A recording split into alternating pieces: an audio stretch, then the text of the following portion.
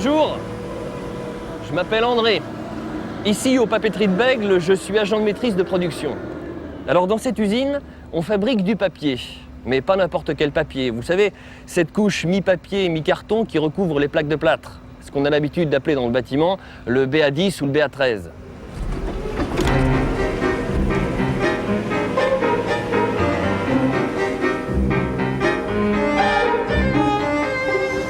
Notre matière première, c'est le papier à recycler. Le cariste alimente ce qu'on appelle le pulpeur, sorte de presse-purée géant qui va mélanger le papier avec de l'eau chaude et d'autres produits, broyer le carton et autres papiers d'emballage pour donner ce qu'on appelle la pâte à papier. La préparation de la pâte, c'est la base. Pas de pâte, pas de papier.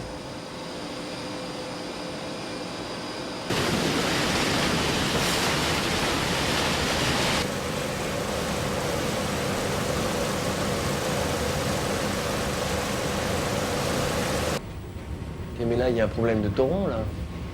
Tu peux aller t'en occuper? En papeterie, le conducteur du pulpeur s'appelle le premier ouvrier. Son rôle est très important puisque de la qualité de sa pâte dépendra la bonne marge des opérations sur toute la ligne de fabrication. Je vais vous montrer la machine à papier, vous comprendrez.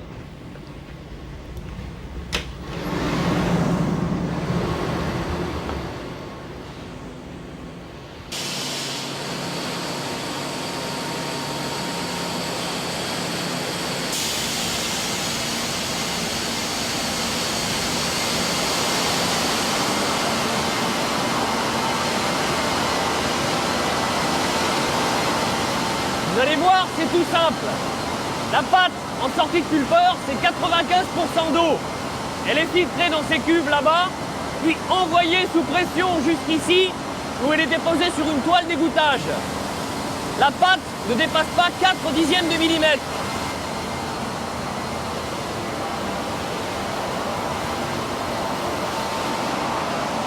À partir d'ici et jusqu'à l'enrouleuse là-bas, qui est à 60 mètres en bout de ligne, tout le travail consiste à sécher la pâte en lui soutirant son eau grâce à ces multiples cylindres là qui sont chauffés à la vapeur et qui tournent à une vitesse de 200 mètres par minute. Tout se pilote de là. Je vais vous montrer.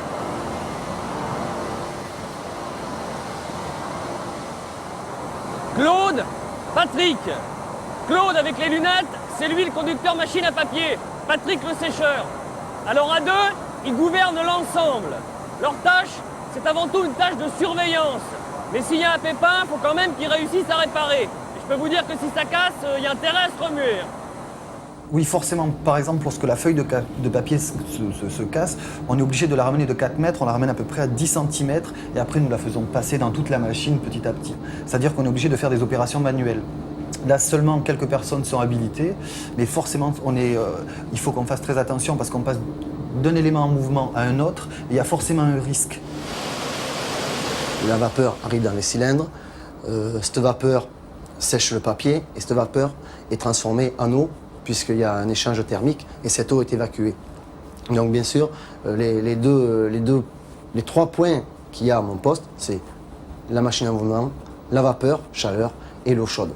La vapeur, oui, on travaille aussi avec de l'acide, donc il faut faire très attention. Les machines en mouvement aussi, parce que ça tourne, on ne peut pas faire attention, on a des habitudes, et c'est justement quand on a des habitudes qu'il faut faire très attention, parce qu'on peut oublier certains gestes qu'on ne doit pas faire ou qu'on fait pour éviter de perdre du temps.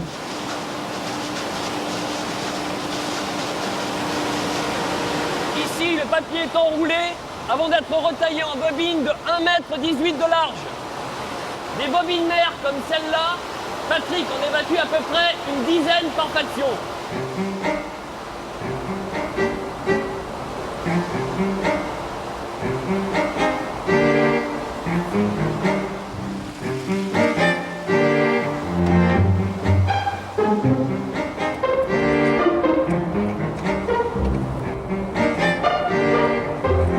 Globalement, les installations tournent correctement. En moyenne, on a prévu une journée toutes les 5 semaines pour l'entretien et la maintenance. Après, les arrêts machines, on essaie d'en avoir le moins possible. Sauf si ça casse et ça arrive, mais c'est à ce moment-là où il faut vraiment être très vigilant. Bon, avant midi, hein? Pas de problème. Bon, là, ils interviennent sur une pompe et un moteur. Pascal l'électricien, Jean-François l'hydraulicien. Avec eux, je suis tranquille, le travail est impeccable. Mais disons qu'en électricité, je sais pas moi, quand tu effectues un dépannage dans une armoire et qu'il y a le jus, il faut toujours faire attention, quoi. Quand tu vas aller contrôler une tension quelque part, fais attention à ne pas t'électrocuter. C'est dur, puisque là, on est quand même au fond d'un trou, on a la chaleur, on a l'eau qui vous tombe dessus. C'est un endroit exigu. C'est vraiment, là, vous vous coincez de partout, c'est vraiment... là, quand on vous dit qu'il faut descendre, réparer cette pompe, c'est-à-dire la pompe dans la fosse à casser, c'est... Et une fois avoir débranché ce moteur, pour le changer, il faut l'enlever. Donc il faut l'élinguer, il faut le sortir de là. C'est quand même dangereux, tu as plein de tuyaux, quoi. Donc il faut faire gaffe aux tuyaux, de ne pas les abîmer, quoi. Et ensuite, quand tu passes au-dessus de la machine, il faut être sûr que ton moteur soit élingué. Sinon, si le moteur tombe sur la machine, alors là... Puis vous y êtes et puis il faut finir. On peut pas dire tiens on va aller prendre l'air ou... C'est sûr que si ça va mal, il faut y aller, mais il faut qu'on aille vite.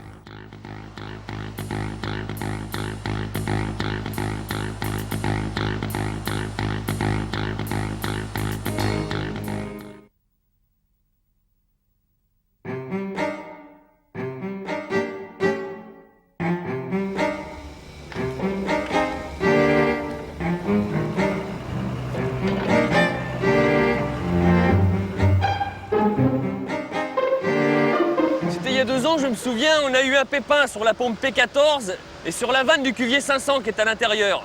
Je peux vous dire que ce jour-là, on n'est pas prêt de l'oublier. Ça a d'ailleurs transformé pas mal de choses dans le quotidien de l'entreprise.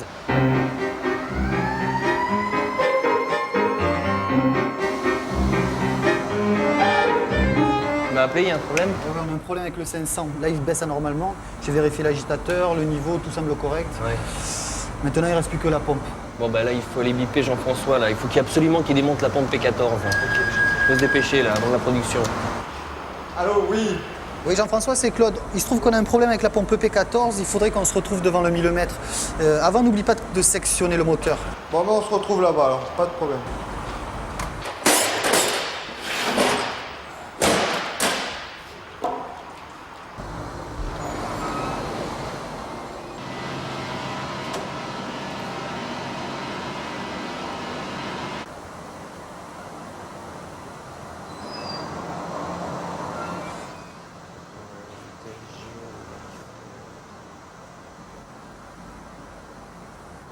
André, ils en ont pour longtemps de la réparation?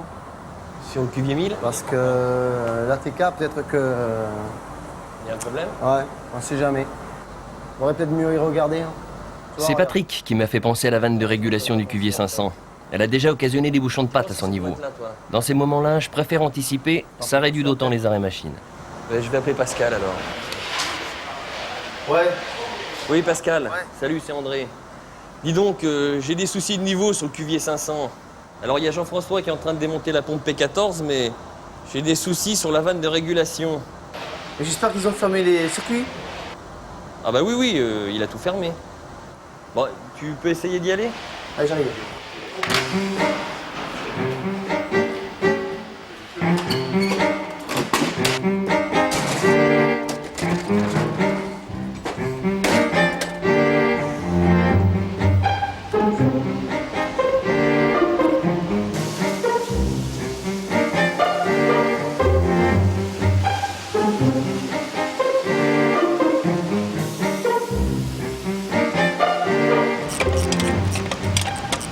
Je te les sors complètement. Plus qu'un et c'est bon. Celui-là aussi, et puis après, ça ira. Toi, c'est à peu près pareil, c'est 950, sauf que là, j'ai tous les matchs, j'ai 34 matchs. Donc ça m'a fait 28 francs du match. Puis si je veux pas voir Bordeaux, je peux voir Marseille, je peux voir Paris, je peux voir Metz, je peux voir Auxerre, je peux voir qui je veux en plus. C'est...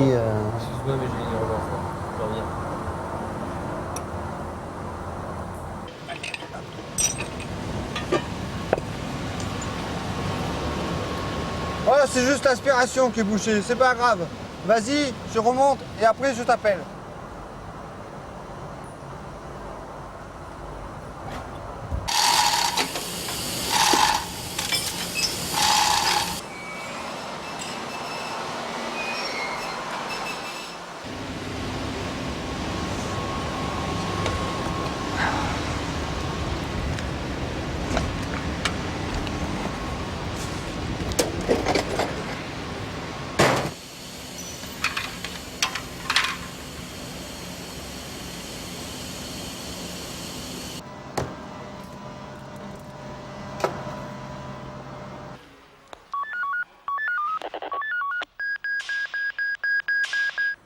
Oui. Oui, c'est Jean-François, pour moi c'est bon, hein. La pompe est réparée, j'ai remis le contacteur là. Si tu veux, tu peux relancer maintenant. Ok. Mais arrête tes conneries, Claude!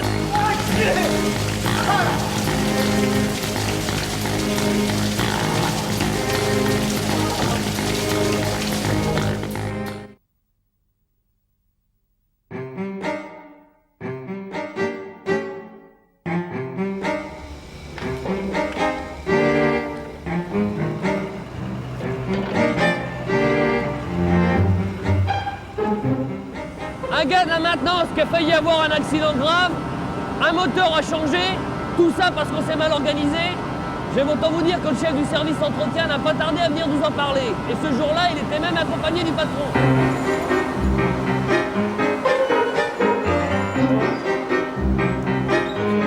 Oui, alors pour Pascal, comment ça s'est passé? Pascal va bien, il a simplement pris un jet d'eau dans la figure. Ouais. On a aussi parlé ce jour-là d'une procédure plus rigoureuse. Une procédure étendue au-delà de la consignation électrique qu'on avait l'habitude de pratiquer jusqu'à maintenant. C'est une méthode rigoureuse qui permet à chaque intervenant de s'inscrire sur un cahier, alors une procédure d'ouverture des circuits électriques. Consigner les pompes, les vannes, un réseau d'air comprimé, consigner tout un ensemble de machines, voire un local entier. En résumé, s'organiser pour que les techniciens de la maintenance puissent travailler dans des conditions de sécurité optimales. Normal, quoi. Il faut que ces deux gars soient passés par le même point, qu'ils aient chacun vu qu'il y a une clé en place, chacun a une autre clé à mettre par-dessus.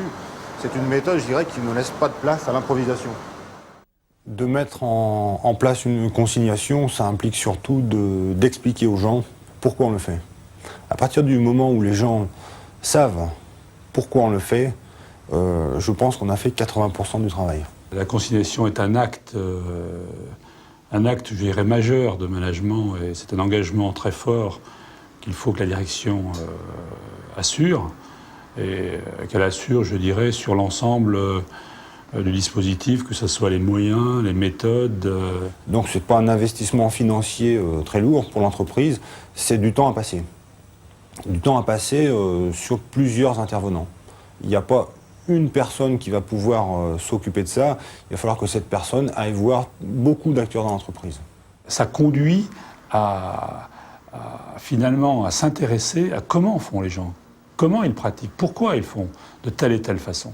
Et qu'à ce moment-là, une fois qu'on l'a, je dirais, bien compris et intégré dans des modes opératoires, parce qu'en fait la consignation c'est un mode opératoire, c'est une façon d'intervenir sur un procédé, eh bien ça deviendra très naturel et on ne se posera plus la question. On a donc décidé de constituer un groupe de travail pour s'occuper du lancement des procédures de consignation dans chaque service de l'entreprise. Pour ce qui est de la machine à papier, j'ai été désigné pour organiser la procédure de mise en sécurité de chacun des éléments pour préparer le travail avant l'arrivée de l'équipe de maintenance. La première chose que j'avais à faire, c'était de comprendre l'acte, la technique de consignation. Et c'est pour ça que le responsable entretien m'a envoyé dans une entreprise papetière de la région qui, elle, pratique la consignation depuis des années.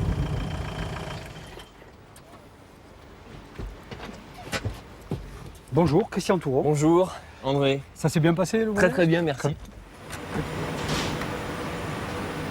Voilà un exemple de carter de protection. Et un temps, les gens imaginaient qu'en faisant ça, on avait résolu tous les problèmes. Que va faire l'intervenant qui est venu pour effectuer le travail? Il prend son cadenas personnel qui n'appartient qu'à lui et qu'il a en propre dans ses affaires. Et il va le mettre sur la barrette. Par cette opération, l'intervenant, il se met en sécurité. Il interdit à quiconque de prendre les clés des cadenas. À partir du moment où la décision a été prise d'appliquer une procédure de consignation avec condamnation par cadenas et la réalisation, ça prend des mois, voire des années sur des unités relativement importantes. À partir de maintenant, personne ne peut intervenir sur cette installation sans demander à l'intervenant d'enlever son cadenas. Voilà. Alors, pourquoi L'un des éléments le plus essentiel, c'est le chef d'établissement. C'est lui qui, incontestablement, va insuffler l'énergie et le dynamisme nécessaires pour que tout ça puisse être lancé. Cette vanne, c'est la vanne 31 qui est mentionnée sur la fiche de consignation. il est demandé de la fermer et de la condamner. Là, en fait, elle est aussi, on peut aussi la verrouiller en position ouverte. Exactement, on peut la condamner à la fois en position ouverte et fermée. Je vais la manœuvrer. Position fermée, on entend l'échappement. Ce qui est le plus difficile, c'est à la fois de préparer tout le matériel, de préparer les équipements afin qu'ils soient tous condamnables, d'une part, et d'autre part, préparer les fameuses fiches de consignation qui nécessitent d'abord une bonne connaissance de l'installation et également le concours de divers spécialistes en plus des exploitants, c'est-à-dire des hydrauliciens, des électriciens, des mécaniciens. Et ces fiches de consignation requièrent plusieurs allées et venues et plusieurs interrogations, voire des réunions pour que tout le monde se mette d'accord. Mais le gros avantage, c'est qu'on les réalise tranquillement et sereinement à froid. Ce n'est pas lorsqu'il faut arrêter en urgence qu'on rédige une fiche de consignation. Il faut donc que les personnes qui déconsignent s'y retrouvent, sachant que ça peut être des personnes qui ont consigné, qui ont consigné à 4 heures du matin, et les personnes qui vont déconsigner ne seront pas les mêmes à 18 h le soir, il y a un changement d'équipe. Il faut donc qu'elles s'y retrouvent, il faut qu'elles sachent qui a mis ce cadenas. Il est marqué CH37, mais qui l'a mis, on ne le sait pas. On ne s'en aperçoit pas tout de suite, mais ce qui paradoxalement, on aurait tendance à penser que du fait qu'on écrit tout, on n'a pas besoin de communiquer. En fait, du fait que cette procédure nécessite des écritures, ça veut donc dire qu'à un endroit donné, tout le monde va se retrouver. Et lorsqu'il y aura un problème, quel qu'il soit, les gens, tout naturellement, ils iront toujours à ce même endroit. C'est l'endroit où il y a le tableau de consignation et le registre de consignation. En fait, la communication est facilitée. Et ça, les exploitants, comme les intervenants, le constatent et le disent volontiers. Donc, il y a une colonne qui concerne toute la partie consignation de l'installation. Et après, il y a des colonnes qui concernent la partie intervenants.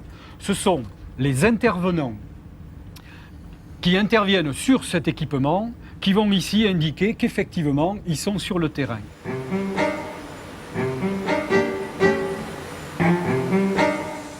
là, c'est 4, elle alimente le pêcheur, 8 et 9.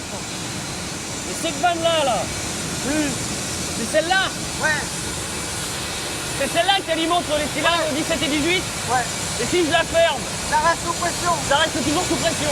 Tout le temps. C'est sûr? Sûr. Ce recensement des équipements est primordial.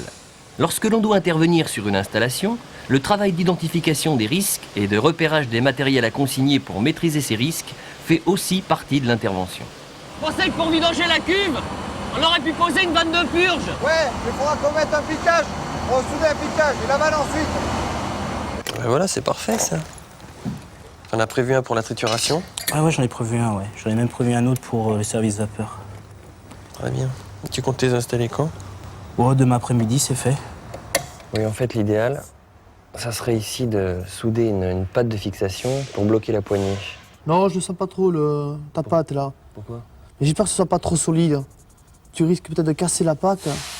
Moi, tu vois, je préférerais carrément changer le sectionneur et mettre un sectionneur avec poignée cadenas sable. Ouvrir et condamner le sectionneur de la pompe P14, fermer et condamner la vanne de pied, fermer et condamner la vanne de refoulement. C'est bon, mais là, il manque la purge de l'installation. Ah, oui. Il faut effectivement, je dirais, un chef de projet. Il faut quelqu'un qui soit garant du bon déroulement.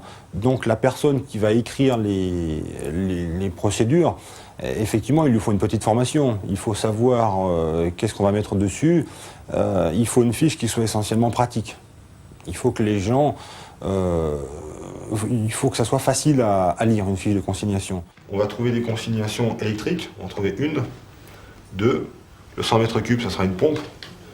Donc ça sera le 3e point de consignation, ça c'est le premier. Le 2e, 3e électrique. La step, ça vient d'une pompe, c'est une consignation électrique. 4e électrique.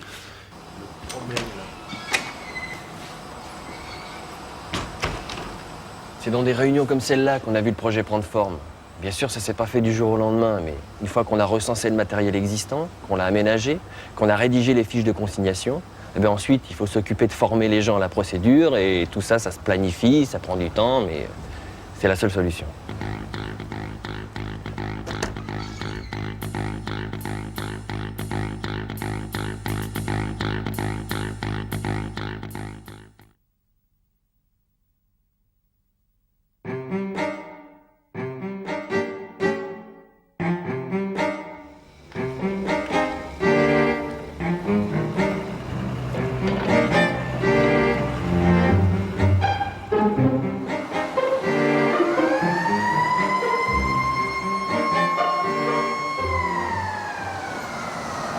se passe? Tu m'as appelé?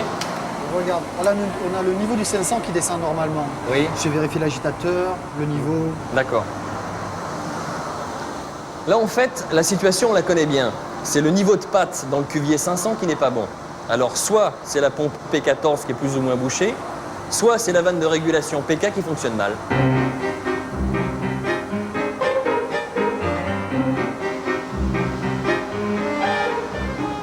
Oui, Jean-François, c'est André. Écoute, j'ai besoin de toi et de Pascal, là, j'ai encore un problème sur le cuvier 500. Alors, le temps que je consigne et on se retrouve ici dans quelques minutes.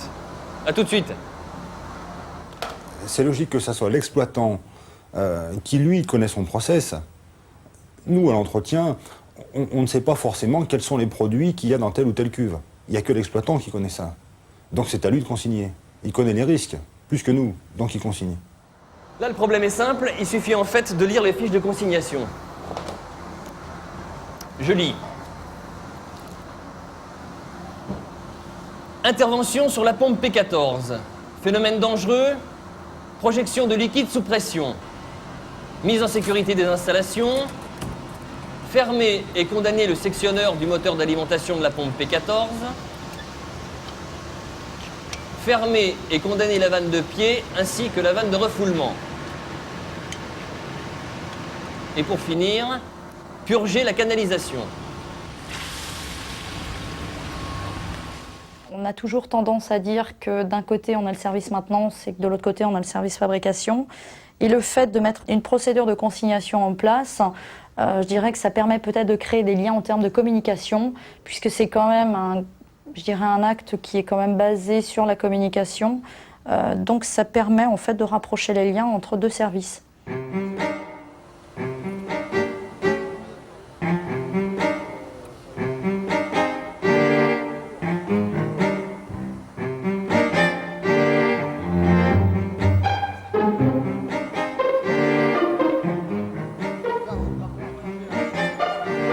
Je vérifie, hein. Ouais. Allez, après c'est à vous. C'est bon. Allez.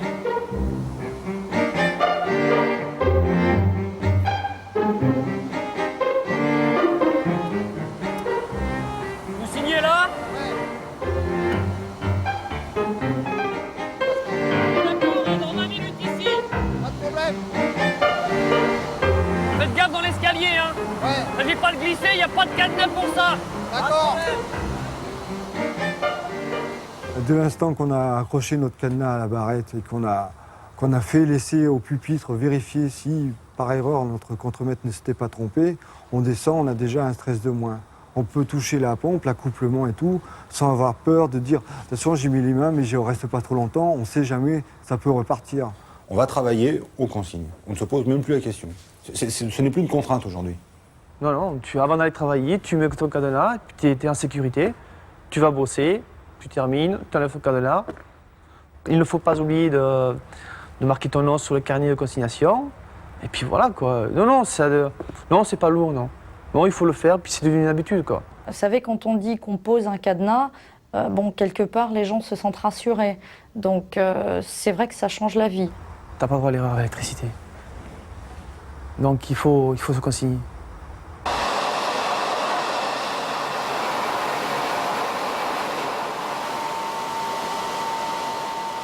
Une phase essentielle qui est importante et même très importante pour les exploitants, c'est la procédure de déconsignation. Car on consigne, mais on déconsigne aussi. Or, quand plusieurs dizaines de cadenas sont en jeu, lors de la déconsignation, il faut savoir très exactement le numéro du cadenas, le numéro de la clé, la correspondance entre les deux. C'est sur le registre de consignation que l'on indiquera à quel endroit et tel numéro de cadenas, ou tel cadenas, c'est un intervenant qui travaille à un endroit donné et on connaît le nom précis. Tout cela va être renseigné sur le registre de consignation. Quand on déconsigne, il faut qu'on soit sûr que vraiment le travail est terminé, qu'il n'y a pas un gars qui a encore les mains dans l'accouplement, qu'il y a un gars qui a les mains dans la pompe. Il faut être sûr que quand on remonte déconsigné, c'est clair, c'est net, il n'y a pas de bavure, il n'y a rien. Sûr, tout est serré, on ne peut pas revenir en arrière. Un élément tournant, par exemple, sera protégé par un carter. La déconsignation implique d'avoir remis ce carter. Donc c'est des choses qu'il ne faut pas oublier. Et ça, c'est peut-être le plus dur aujourd'hui. On peut très bien avoir une phase d'essai, se rendre compte qu'en fait le moteur il a été monté à l'envers, donc on va reconsigner pour en fait recommencer l'opération, la refaire correctement et redéconsigner à la fin pour revoir le sens de rotation du moteur. Et si le sens de rotation est bon, dans ces cas-là, déconsigner définitivement. Mais on s'aperçoit très vite, et c'est un des points positifs de l'application de cette procédure, c'est que si l'on veut agir avec le maximum d'efficacité dans le minimum de temps, il faut préparer l'application de cette procédure. Ça veut donc dire qu'il y aura un gros travail de préparation, mais pas le jour même et à l'heure même du début de l'arrêt de l'installation, mais la veille, l'avant-veille, voire pour des arrêts importants sur une machine à papier, plusieurs semaines à l'avance.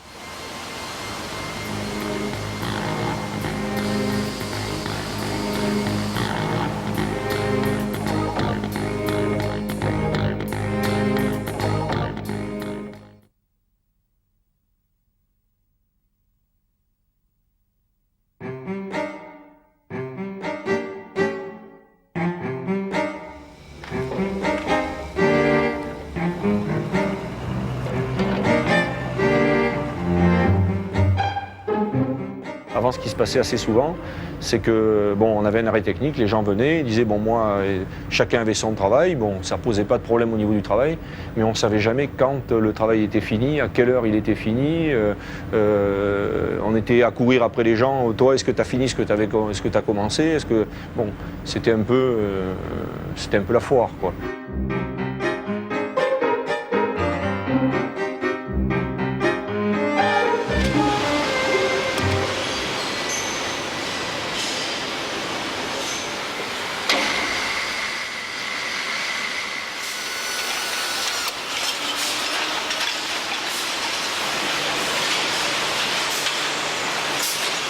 On ne peut pas avoir une attitude qui soit une attitude de régler les problèmes au dernier moment. Les consignations, ce sont des choses qui sont des choses tout à fait importantes. Ce sont des choses qui doivent être étudiées bien à l'avance, qui doivent être étudiées par une équipe de gens qui ont assumé ces choses-là, de telle façon que ça ne soit pas projeté depuis en haut jusqu'en bas, mais que ça soit vécu par l'ensemble des gens qui ont travaillé dans ce domaine. Quelque part, la consignation va apporter une sensibilisation ou une motivation avant le travail.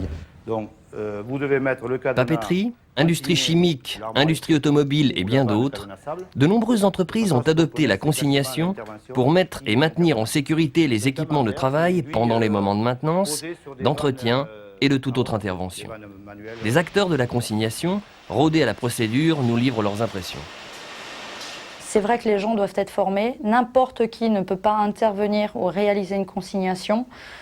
Donc c'est vrai que vous avez en fait ce côté investissement-formation qui aussi est important. Par rapport aux entreprises extérieures, Ford a les mêmes types de formation qu'avec les gens de l'intérieur. C'est-à-dire que ces gens sont pris en salle et ils sont formés aux consignes particulières de Ford.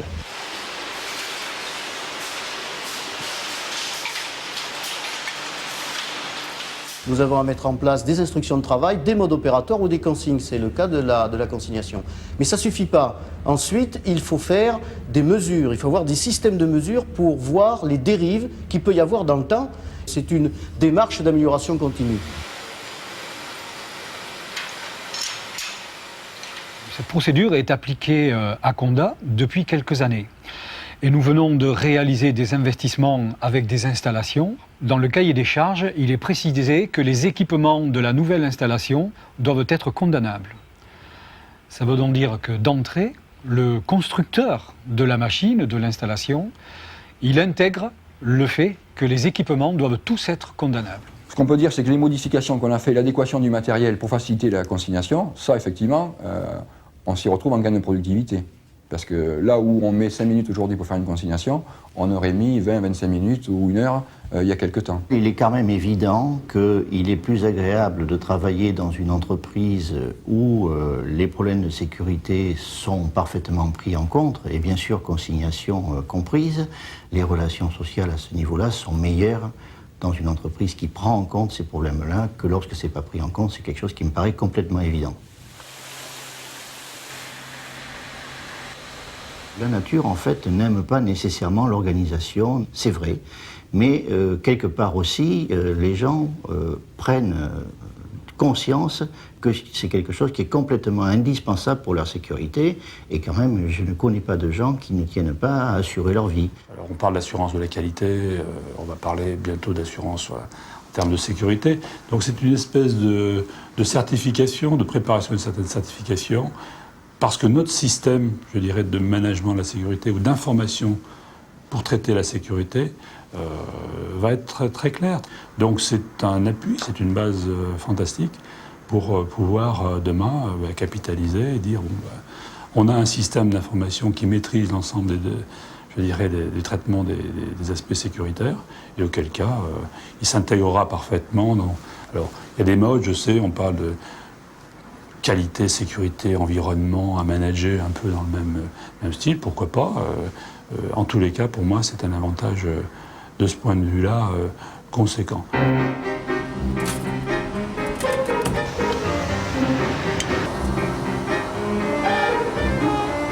Alors que maintenant, on a un cahier, on a des cadenas, on sait, une lecture sur le tableau, on sait quels travaux sont en cours, une lecture sur le cahier, on sait quels travaux sont en cours, on sait les travaux qui sont finis parce que les gens sont venus signer.